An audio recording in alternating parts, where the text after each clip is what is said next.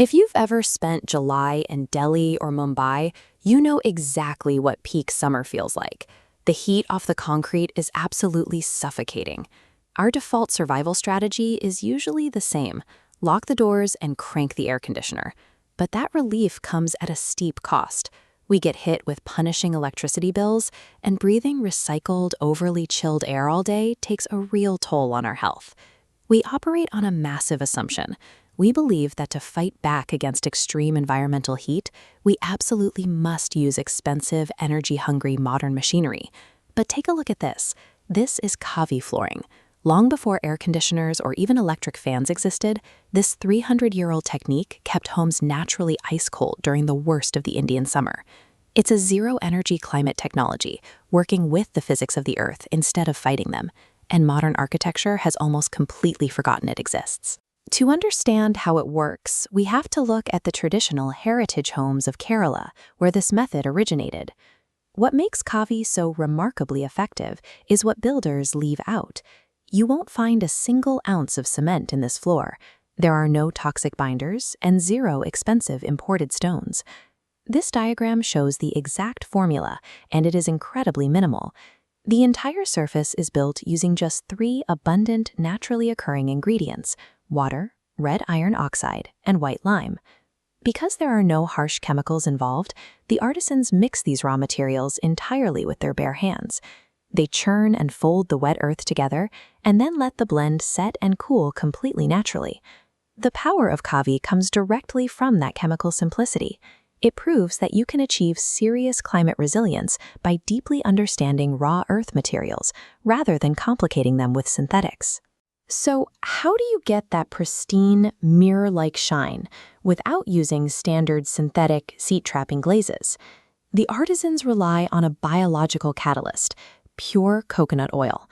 After the floor is set, they spend hours hand-polishing the surface with the oil, coaxing out a brilliant, dye-free glow. Unlike synthetic coatings, coconut oil sinks into the porous mix. This keeps the floor conductive, pulling heat into the cool earth below. Compare that to standard synthetic polish. Those chemicals act as insulation, trapping room heat at the surface, making the floor feel warmer. And then there is the durability anomaly. Even high-end, expensive Italian marble wears down and scratches under the constant friction of daily use. This diagram shows a microscopic view of a footstep making contact with a Kaavi surface.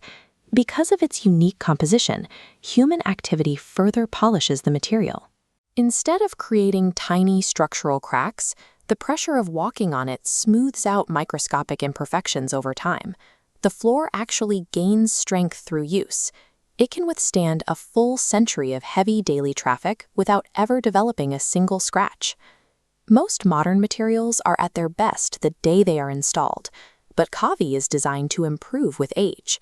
It relies on the physical pressure of people living their lives to reach its full strength. When you zoom out from the science and look at the broader reality of the modern construction industry, the situation gets pretty bleak. Kaavi flooring is significantly cheaper to produce, vastly more durable over time, and offers zero-emission cooling. Yet it is rapidly vanishing from India entirely. The critical bottleneck here is documentation. There are no formal textbooks or blueprints for this process. The survival of the entire craft currently rests exclusively within the physical memory of a tiny handful of living artisans. Right now, we are in the middle of a desperate global scramble, spending billions of dollars trying to invent highly complex, brand-new green technologies. But true, effective climate innovation does not always require inventing a futuristic machine. Kaavi flooring is a surviving blueprint.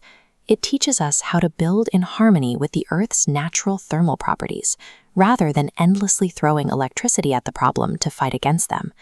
We need to recognize, study, and actively preserve these indigenous building techniques before their zero-carbon secrets are permanently lost to time.